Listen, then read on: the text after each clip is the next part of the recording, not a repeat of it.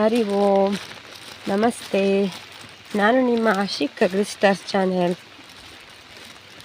ನಾನು ಇವತ್ತು ಮಗನಿಗೆ ಇಂಜೆಕ್ಷನ್ ಇದೆ, ಅದಕ್ಕೋಸ್ಕರ ನಡ್ಕೊಂಡು ಹೋಗ್ತಾ ಇದ್ದೀನಿ.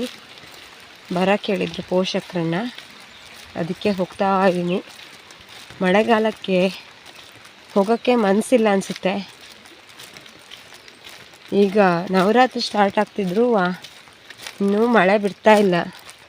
ನವರಾತ್ರಿಲೂ ಮಳೆ ಬರುತ್ತೆ ಅಂತಾರೆ, ಆದರೆ ಎಷ್ಟೋ ದಿನಾನೂ ಮಳೆ ಬಂದು ಮಳೆ ಮೇಲೆ ಬೇಜಾರನ್ನೇ ಬಂದುಬಿಟ್ಟಿದೆ ಅಂತ ಹೇಳ್ಬೋದು.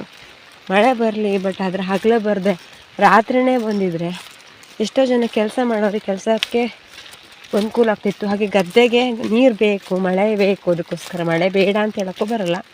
ಮಳೆ ಹೇಗೆ ಅಂದರೆ ತುಂಬ ಜೋರಾಗಿ ಬಂದರೆ ಸ್ವಲ್ಪ ನೀರನ್ನು ಆಗುತ್ತೆ ಗದ್ದೆಗೆ. ಆದರೆ ಮಳೆ ಜಾಸ್ತಿ ಬಂದರೆ, ಬಿಸಿಲು ಮಳೆ ಆದರೆ ತೋಟಕ್ಕೆ ಒಳ್ಳೆಯದಲ್ಲ. ಒಂದಕ್ಕೆ ಒಳ್ಳೆಯದಾದರೆ ಒಂದಕ್ಕೆ ಒಳ್ಳೆಯದಲ್ಲ ಹೇಳ್ತೀವಲ್ಲ, ಹಾಗೆ ಗದ್ದೆಗೆ ನೀರು ಬೇಕು. ಸಣ್ಣ ಮಳೆ ಬಂದರೆ ಏನು ಲಾಭ ಇಲ್ಲ, ಆದರೆ ತುಂಬ ಜೋರು ಮಳೆ ಬಂದರೆ ಲಾಭ ಇದೆ. ತೋಟಕ್ಕೆ ಹೇಗೆ ನಷ್ಟ ಅಂದರೆ, ಮಳೆ ಬರ್ತಾ ಇದ್ದಾಗ ಈ ಕೊಳೆ ಅಂತ ಬರುತ್ತಲ್ಲ, ನಾನು ನಿಮ್ಗೆ ತೋರಿಸಿದ್ದೆ ಕೊಳೆ ಅಡಿಕೆ ಬಿದ್ದಿರೋದು ತೋಟದಲ್ಲೆಲ್ಲ. ಆ ಕೊಳೆ ಅಡಿಕೆ ಬಿದ್ದಿರೋದಷ್ಟು ಈ ಮಳೆಯಿಂದನೇ, ಪಿರಿ ಮಳೆಯಿಂದನೇ. ಅದಕ್ಕೆ ತೋಟಕ್ಕೆ ಬಿಸಿಲು ಬಂದರೆ ತುಂಬ ಒಳ್ಳೆಯದು.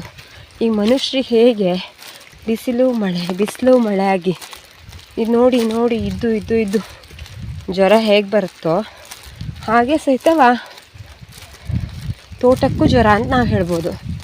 ನಾವು ಹೆಂಗೆ ಇಂಜೆಕ್ಷನ್ ತಗೋತೀವೋ ಅವಕ್ಕೆ ಇಂಜೆಕ್ಷನ್ ಅಂದರೆ ಈಗ ಮಳೆ ಬಿಟ್ಟರೆ ಅಡ್ಡಿಲ್ಲ, ಇಲ್ಲಾಂದರೆ ನಾವು ಔಷಧಿ ಹೊಡೆಸ್ತೀವಲ್ಲ. ಆದರೆ ಈಗ ಸಾಮಾನ್ಯ ಎಲ್ಲ ಕಡೆ ಇನ್ನೂ 2-3 ಬಾರಿ ಔಷಧಿ ಹೊಡೆಸಿದ್ದಾರೆ.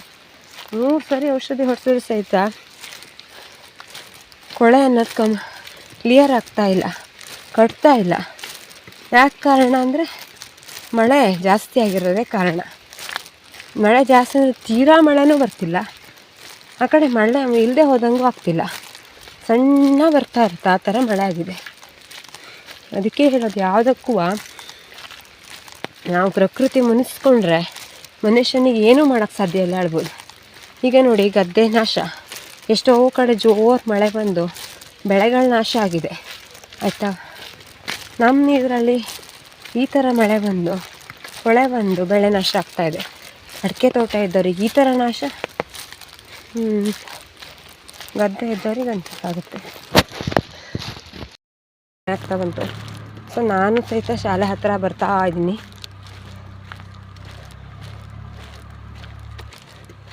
ನಾನು ಹೇಳಿದ್ನಲ್ಲ ಪ್ರಕೃತಿ ವಿಕೋಪ ಹೇಗಿರುತ್ತೆ ಅಂತ.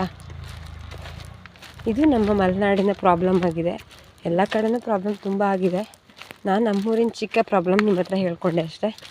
ಸರಿ, ನಿಮಗೆ ಕೊನೆಗೆ ಸಿಗ್ತೀನಿ ನಾನು ಮತ್ತೆ ಲೈವ್ ಎಲ್ಲರೂ ಮಾಡಿದ್ರೆ. ಸೊ ಧನ್ಯವಾದಗಳು.